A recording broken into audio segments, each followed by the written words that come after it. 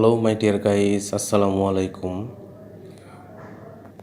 Usman Sahal medical services YouTube চ্যানেলের পক্ষ থেকে আপনাদেরকে জানাই স্বাগতম। বন্ধুগণ, আশা করি আল্লাহর রহমতে আপনারা সবাই ভালো আছেন।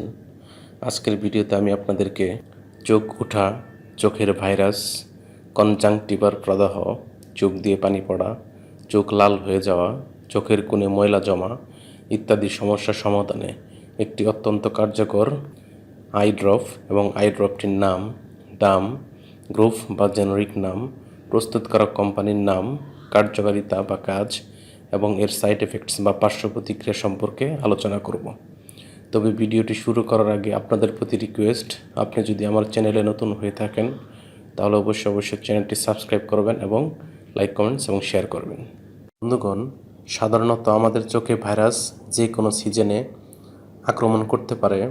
এসব আক্রমণ থেকে রক্ষার জন্য আমাদেরকে সবসময় সতর্ক থাকতে হবে এবং পরিষ্কার পরিচ্ছন্ন থাকতে হবে।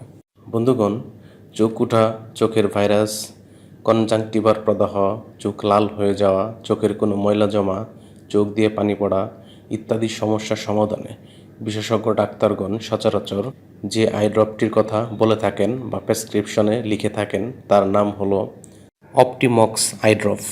এটির গ্রুপ বা জেনেরিক নাম হলো মক্সিফ্লক্সাসিন হাইড্রোক্লোরাইড।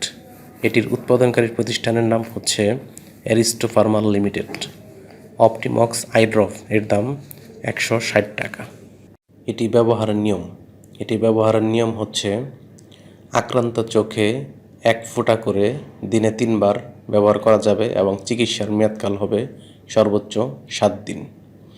এই আই ড্রপটি ব্যবহারের পর সামান্য কিছু সাইড এফেক্টস বা পার্শ্ব প্রতিক্রিয়া দেখা দিতে পারে, যেমন কনজাংটিভার প্রদাহ, দৃষ্টির তীক্ষ্ণতা হ্রাস, চোখের শুষ্কতা, কর্নিয়ার প্রদাহ, ব্যথা, চুলকানি, জ্বর এবং চোখ দিয়ে পানি পড়ার পরিমাণ বৃদ্ধি পেতে পারে। গর্ভাবস্থায় এবং স্তন্যদানকালীন সময়ে এই ড্রপটি ব্যবহারের পূর্বে অবশ্যই রেজিস্টার্ড চিকিৎসকের পরামর্শ নেওয়া বাধ্যতামূলক। প্রকৃতপক্ষে যে কোনো ড্রপ কিংবা মেডিসিন ব্যবহারের পূর্বে অবশ্যই রেজিস্টার্ড চিকিৎসকের পরামর্শ নিতেই হবে। এই ড্রপটি 25 ডিগ্রি সেন্টিগ্রেড তাপমাত্রার নিচে সংরক্ষণ করতে হবে এবং শুষ্ক স্থানে এবং ঠান্ডা স্থানে রাখতে হবে এবং শিশুদের হাতের নাগালের বাইরে রাখতে হবে। একই সাথে যে কোনো ঔষধ ক্রয়ের পূর্বে অবশ্যই উৎপাদনের তারিখ এবং মেয়াদ উত্তোলনের তারিখ দেখে নেবেন। ধন্যবাদ।